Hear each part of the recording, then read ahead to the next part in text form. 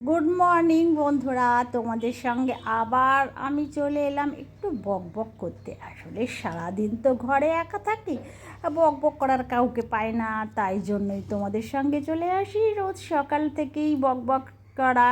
সকালবেলায় আমার তো রান্না আছেই, সেই রান্না করতে করতে তোমাদের সঙ্গে বক বক করতে ভীষণই ভালো লাগে। আকাশটা মেঘলা, কিন্তু বৃষ্টির কোনো দেখা নেই।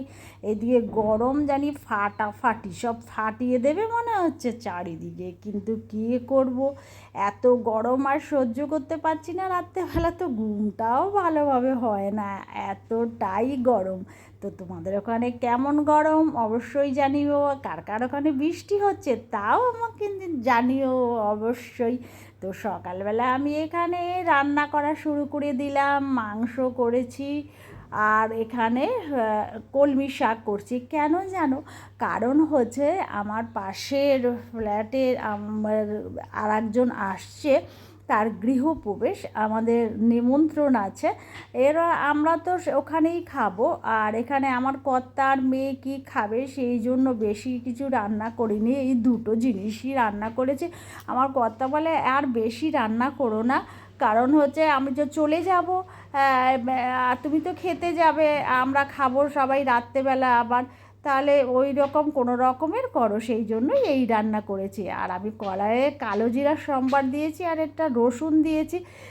রসুনটা একটু থেতো করে দিয়েছি, একটু ভেজে নিয়ে ওর মধ্যে কলমি শাকগুলো আমি ছেড়ে দিলাম। সত্যি কথা বলছি, কলমি শাকটা না খেতে আমার এত ভালো লাগে, আমি জানি না কেন, কিন্তু আমার ভীষণ ভালো লাগে। পাশে আমি চা বসিয়ে দিয়েছি, চাটাও ফুটছে। তো গরমা গরম চা সকালবেলা না হলে মন মেজাজটাই ঠিক ভালো লাগে না। শাকটা তো হয়ে গেল, এবার মাংসটা কিন্তু তোমাদের করে দেখালাম না, কারণ হচ্ছে মাংস তো আমি তোমাদের অনেকবার দেখিয়েছি, সেই জন্য করলাম না।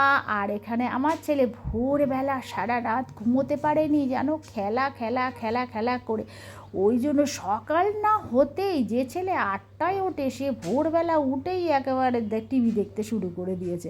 আর এখানে আমি একটু চটাপট করে ব্রাশটা করে নিচ্ছি, চাটা খাবো। চা চা একটা খিদে পাচ্ছে মনে হচ্ছে, মানুষের চা তেষ্টা পায়, আমার হচ্ছে চা খিদে পাচ্ছে মনে হচ্ছে। সকালবেলা মন মেজাজ যেন কেমন কীরম হয়ে থাকে, যদি চা যতক্ষণ না চাটা খাবো, চা মুখে দিলাম, বাস বিন্দাস আনন্দে রয়েছি, আর কোনো ঝামেলা নেই। আমাকে যা বলবে আমি গড়গড়িয়ে কাজ পরপর করতে থাকবো। আর এখানে টবগুলো আমার মেয়ে এসে জানলার মধ্যে বড় ঘরে রেখে দিয়ে গেছে। আমি বললাম যে একটু রোদ না পেলে তো গাছগুলো নষ্ট হয়ে যাচ্ছে, পাতাগুলো ঝরে যাচ্ছে, ওই জন্য মেয়ে এসে সকালবেলাতেই এই টবগুলোকে জানলার মধ্যে রেখে দিয়েছে। আর আমি এখানে ছেলেকে নিয়ে যাব বলে ছেলের টিফিনটাও করে দিচ্ছি, সেটা একটু বেলার দিকে করেছিলাম। এবারে 10টা নাগাদ আমি সেটা করেছিলাম।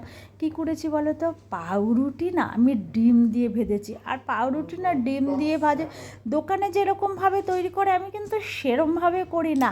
আমি না প্রথমে পেঁয়াজ, কাঁচা লঙ্কা আর লবণ দিয়ে ডিমটাকে ভালোভাবে আমি ফেটিয়ে নিই। এবার তারপরে কী করি জানো? পাউরুটির এপিঠ ওপিঠ দু পিঠেই আমি ডিমটাকে মাখাই। না হলে না, একদিকে দোকানে যেটা করে সেটা হচ্ছে অমলেটের মতো করে ডিমটা ওপরে বসিয়ে দেয়, আমি কিন্তু সেরকম করি না। একটা পিঠ ডিম থাকে আর একটা পিঠ থাকে না, কিন্তু আমি সেই জন্য কী করি বলো তো? আমি ডিমটাকে দু পিঠই মাখাই, আর পেঁয়াজটা তো পুড়ে যায়, আর সেই জন্য হাত দিয়ে দিয়ে পেঁয়াজটা আমি এরকমভাবে পেঁয়াজ আর কাঁচা লঙ্কা দিয়ে দিই। এইরকমভাবে না ডিম পাউরুটি খেতে আমার মেয়েও ভালোবাসে। আমার ছেলের বন্ধু কালকে বলছে যে কী রে, কী আন্টি তোকে কী টিফিন দেবে? আমার ছেলে বলছে আমি জানি না কী টিফিন দেবে। আমার ছেলের বন্ধু বলছে যেটাই দিক আন্টিকে একে বেশি করে একটু দিতে বলবি কিন্তু। আমি বললাম এই কী বলছিস রে? আমি না ছোট থেকে সত্যিকারের বলতে আমি টিফিন সবসময়ই বেশি করে দিই, কারণ হচ্ছে আমার ছেলে তো বন্ধুদের সঙ্গে খায়, এবার বন্ধুরা সবাই মিলে টানাটানি করে খাবার নিয়ে, ওই জন্যই সবাইকে একটু বেশি যদি আমি দিয়ে দিই তাহলে ওরাও খাবে আর ও খাবে। সেই জন্য আমি ওকে পাউরুটিও আমি 2টো পাউরুটি ভেজেছিলাম, মানে কোয়ার্টার পাউন্ডের পাউরুটি আমি 2টো ভেজেছিলাম। সেই 2টোর 4টে পিস করেছি, করে এবারে আমি স্কুলে ওদের দিয়ে দিয়েছি, বলেছি বেশি করে দিলাম, খেয়ে নিবি তোরা সবাই মিলে। তো ওরা এত খুশি হয় না, আমারও ভালো লাগে সত্যিকারের বলতে। বন্ধুবান্ধব যখন ওরকম করে বলে, যে কোনো আগে যখন লুচি দিতাম না 4টের বদলে আমি 8টা দিতাম, ছেলেকে বলতাম তুই খাবি আর বন্ধুরা মিলে সবাই মিলে খাবি। তবে বন্ধুরাও খেত। পাউরুটিটা দেখো আমি এরকম করে ভেজে নিলাম, এবার ছেলের টিফিন কারিতে আমি পুড়ে দেবো। আর পাশের বাড়ির না ঘরের গৃহপ্রবেশ আজকে, তো আমি সেখানে গিয়ে আমি ছবিটাও তুলে নিলাম। সেখানে পুজো হচ্ছে, আমাকে যেতে বলেছিল সকালবেলায়, একদম সঙ্গেই লাগানো। আমি সেখানে সকালবেলায় চলে গেছি, কিন্তু আমি আগে যাচ্ছি আসছি বারবার করে, আমার ঘর আর ওদের ঘর তো একদম পাশাপাশি, তাই এখানে গৃহপ্রবেশে সেই কলসি নিয়ে ঘরে ঢুকতে হয় না, সেই অনুষ্ঠানটা এখন হচ্ছে। আর খালি বলছে যে ছবিটা তোলো, আমার ভিডিওটা করো, আমার ভিডিওটা করো। সেই জন্য আমিও ভিডিও করছি, ওনার মেয়েও ভিডিও করছে। তো এখানে আমাদের, হ্যাঁ আমরা জানো আমি দুপুরবেলা কিন্তু খাইনি, আমি খেয়েছি রাত্রেবেলা। কারণ দেখো আমার কর্তা, আমার মেয়ে, আমার ছেলে সবাই তো আসবে বিকেলবেলা, কর্তা আসবে আর মেয়ে আসবে। তো আর বেশি কিছু বলছি না আজকের জন্য, তাহলে সবার থেকে টাটা নিচ্ছি কিন্তু।